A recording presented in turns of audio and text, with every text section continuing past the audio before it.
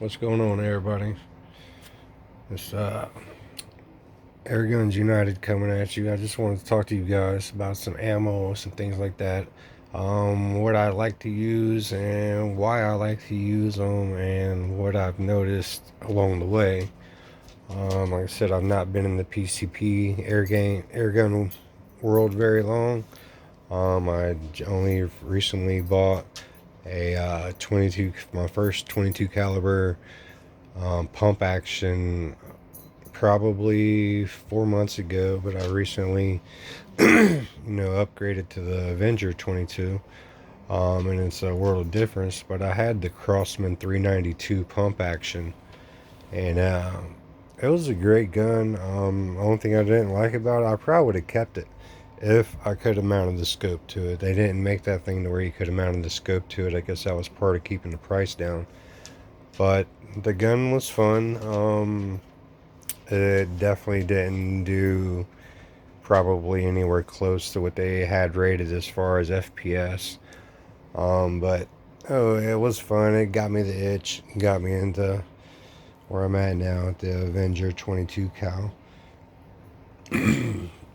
So let's jump into this video. Some of my favorite ammo. One of my probably the best I've came across so as far as an alloy pellet goes, is these H&N Baracuda greens. And just finding an alloy pellet period these days is pretty hard to do, and H&N is a company that makes a pretty decent pellet and good product. There are pros and cons to alloy, just like there are pros and cons to lead. But let's jump into something I noticed out when I was out the range the other day, and I seen some pellets laying around. I just thought it'd be kind of cool to talk about what's going on here and what I've noticed. So alloy pellets, here is an H&N Baracuda. Nice pellet, well made. The one thing I did notice about them, they are a little bit longer than your standard pellets. Let's see, most of the pellets are about this size. Let's see if I can do this so you guys can kind of tell how much longer the H&N Barracuda is. It's not a ton, but it's definitely longer, and I imagine that probably helps it in its flight stability. So I've noticed things like even with slugs, the longer profile the pellet has, the more stable it is. And JTS is another company that's starting to make their pellets like this. The Dead Centers is another brand I want to try to switch over and see how they operate in the gun, because these alloys are really expensive, and I'm not sure if I really have a need for them, because the gun's pretty accurate with lots of different kinds of ammo, and I do a lot of small game hunting, pest control, invasive species removal, try to eradicate lots of stuff like that. But let me grab here is the same H&N Barracuda green.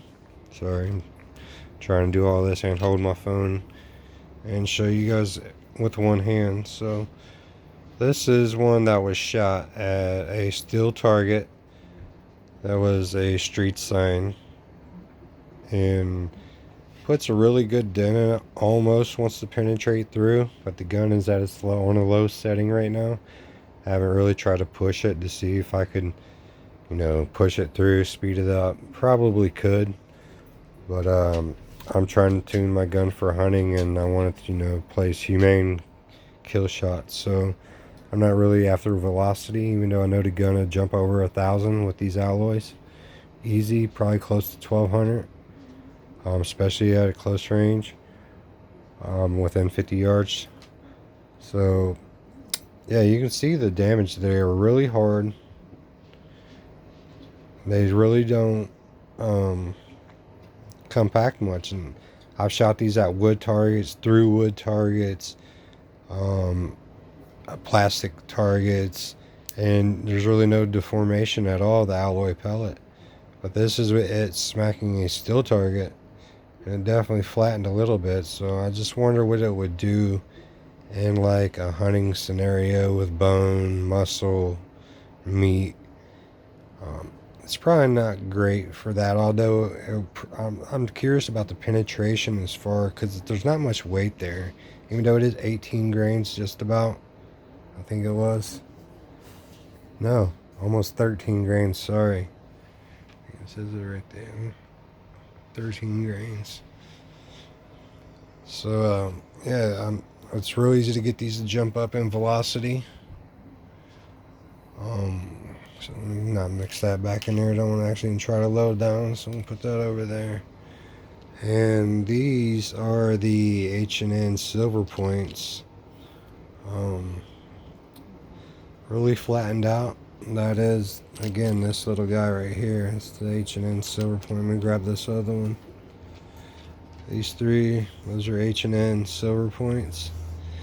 If you notice on the one on the right in the center, there is a denser material in the whole bulb right there where you see the rounded over part. It's like a denser metal, so I'm not sure if they got like some kind of penetrator or something in there that's a denser metal that helps it penetrate. I'm curious. I kind of want to try to melt one of these down with my torch. I'll probably do that later just to see what it does, but I think I'm on the right track though, that there's definitely a more denser metal in the center of that there. It also shows you the, let me see if I can get it over. This one has the same center profile. See how it's got that mass in the center? And after our first shot of this, has been about 3 or 4 days sitting outside, so but after I first shot it, it was real shiny in the center. You see this one kind of still has a sheen,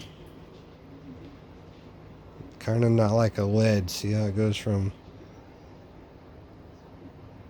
so I'm believing some kind of denser metal, not sure, but it was cool to notice. And the gun shoots these pretty well, and these are fairly cheap. This is the Silver Point H&N. Really, a lot of people use them for hunting small game. It's kind of a light pellet. It's 5 grains heavier than the Baracuda greens. And you see, this is smacking a steel target. They mushroomed out pretty good. But I imagine almost any lead pellet's going to do that. I did have some H&N rabbits, and they mushroomed out, the same. And this one right here is the H&N silver also. And if you notice, if you look at this one in the middle there is a different sorry about my language there, but there's, hang on, let me get these other ones out of my hand. There's a different tone from the lead ring to the outside to what's in the middle. It's definitely a different composite of metal. It's not an alloy, I wouldn't think. I'm not sure. But another thing that I was curious about is I had accidentally wedged a couple of these because I had loaded 2 of them into the barrel at the same time.